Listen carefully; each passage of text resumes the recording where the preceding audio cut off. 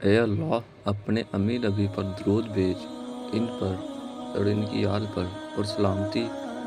اے اللہ کے رسول صلی اللہ علیہ وسلم آپ پر صلوات ضرور قبول ہوگی تمہاری دعائیں، یہ وعدہ ہے اللہ کا۔ اللہ تمہارے بہتری کے لیے تاخیر ضرور کرتا ہے لیکن وہ بھولتا نہیں۔ قرآن مجید میں بار بار کہتا ہے کہ کمزور نہ پڑو، غمگین نہ ہو، صبر کرو، کیونکہ اللہ تعالیٰ ہر چیز پر قادر ہے۔ تمہیں یوں ہر بار یقین آ جانا، تمہارے دل میں ہر بار امید کا آ جانا اور پھر دعائیں مانگنا اس بات کی دلیل ہے کہ اللہ کے در سے مدد جلد تم تک پہنچے گی، معجزات کی صورت میں۔ اور دیکھنا تم اللہ کی مدد آپ آئے گی اور وہ ایسی مدد کرے گا تمہاری جہاں سے تم کبھی گمان بھی نہیں کر سکتے۔ پھر وہ وہاں سے وہاں عطا کرے گا اور تم شکر کرتے رہتے تھک جاؤ گے، اور تمہیں پتہ چل جائے کہ وہ دینے پر آتا ہے تو اپنے بندے کو بے لوث دیتا ہے اور بے حساب دیتا ہے۔ بے شک اللہ ایک کن سے ناممکن کو بھی ممکن میں بدلنے پر قادر ہے۔ سورۃ البقرہ میں اللہ فرماتا ہے، کہہ دو میرے ان بندوں سے جو ہار گئے، میں کسی بھی جان کو اس کی طاقت سے زیادہ نہیں آزماتا۔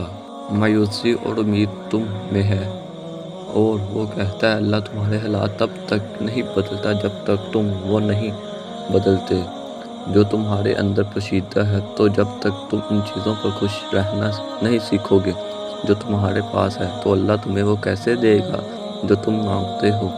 اللہ تو چاہتا ہے تم یقین ڈوری سے بندھ جاؤ، اتنا یقین کا اس کے کن کے انتظار میں تم اس سے قبولیت کی امید رکھنے لگ جاؤ اور ناممکن چیزوں میں بھی معجزے ڈھونڈنے لگ جاؤ۔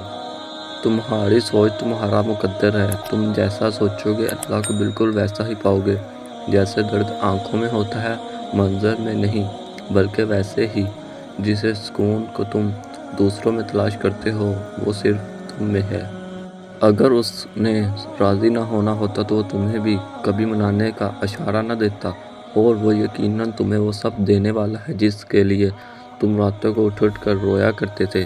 کبھی کبھار بس ایک دعا ہی سب بدلنے کے لیے کافی ہے، خاص طور پر تب جب کچھ بھی بدلنا دل کو ممکن نہیں لگتا۔ اس دنیا میں حاصل لاحاصل کچھ ہے ہی نہیں۔ اوپر والی ذات جب تک آپ کا ساتھ نہیں دیتی تب تک آپ بے بس، لاچار، مجبور محسوس کرتے ہیں۔ اللہ چاہے تو آپ کو سب مل سکتا ہے، اور اگر وہ چاہے تو آپ کچھ نہیں کر سکتے۔ خود کو اللہ کے سپرد کر دیں، پھر جو چیز آپ کو پسند ہے جس وقت آپ کو چاہیے آپ کی جھولی میں بغیر کہیں ڈال دی جائے گی۔ جب تمہارے سامنے اچانک کوئی آیت آتی ہے تو نہ تو وہ تمہارے سوالوں کے جواب ہوتے ہیں، اور وہ کبھی بھی اپنے بندوں کو تنہا نہیں چھوڑتا۔ تمہاری زندگی میں موجود لوگوں کا وہ وسیلہ بناتا ہے تمہارے کاموں میں آسانی پیدا کرنے کے لیے، بس اپنے یقین کو ٹوٹنے نہ دینا، بے شک اس کی مدد قریب ہے۔ خوبصورت کہانیاں حقیقت یوں ہی نہیں تو نہیں بن جاتی، ان میں صبر، توکل اور دعائیں بے مثال ہوتی ہیں۔ جب آسمان سے نزول معجزوں کا ہوتا ہے تو ہر غم، تکلیف، دکھ مٹا دیا جاتا ہے۔ جو کنویں سے یوسف علیہ السلام کو مصر کے تخت پر بٹھانے پر قادر ہے، وہ رب تمہارے غموں کو خوشیوں میں بدلنے پر قادر ہے۔ اس رب نے تم میں جنت تک جانے کی قابلیت دیکھی ہے، اس رب نے تم میں روشن راہوں کی طرف بڑھنے کی چاہ دیکھی ہے، پھر بھلا وہ کیسے تمہیں تمہارے حال پر چھوڑ دے؟ کیوں نہ تمہیں آزما کر آگے بڑھا دے، اگلا درجہ دے دے، ایمان کا، جنت کا، اپنی محبت کا، چاہے نہ بلند ترجیح۔ تمہارا بکھرنا عارضی ہے مگر اس کا تھام لینا مستقل ہے۔ تم نے خود کو خود ہی توڑ رکھا ہے، ورنہ وہ تو کب سے تمہیں جوڑنے کے لیے تیار بیٹھا ہے۔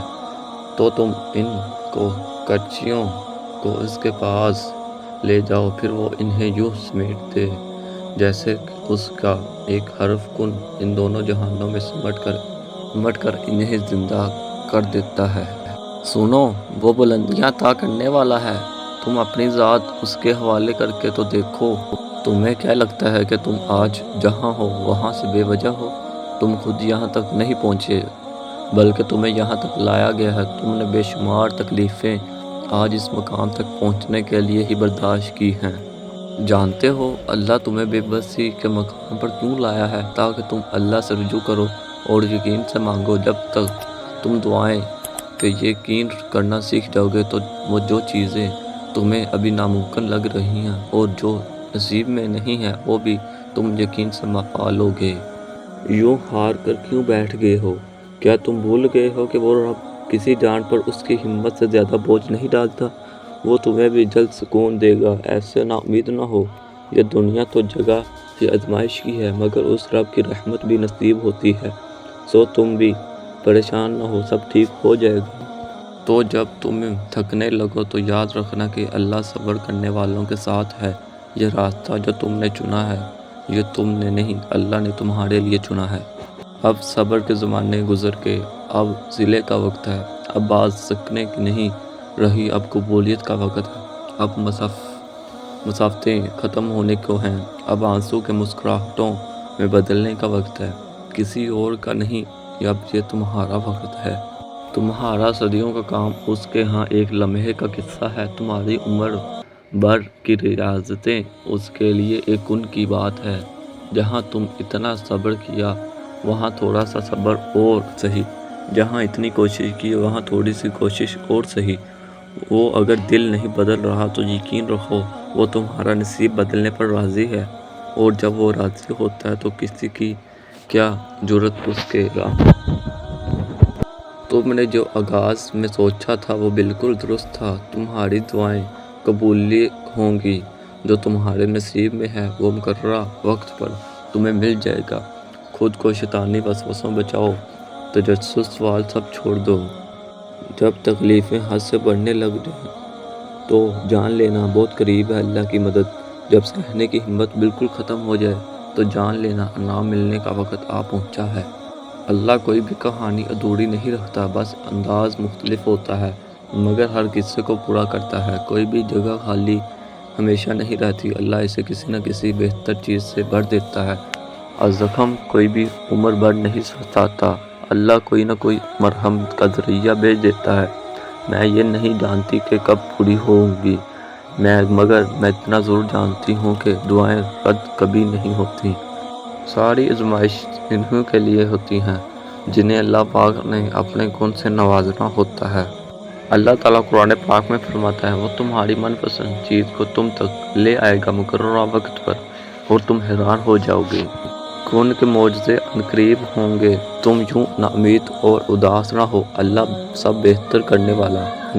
کہہ دو میرے ان بندوں سے جنہیں حالات ناممکن لگ رہے ہیں، میں ہر شے پر قدرت رکھنے والا ہوں۔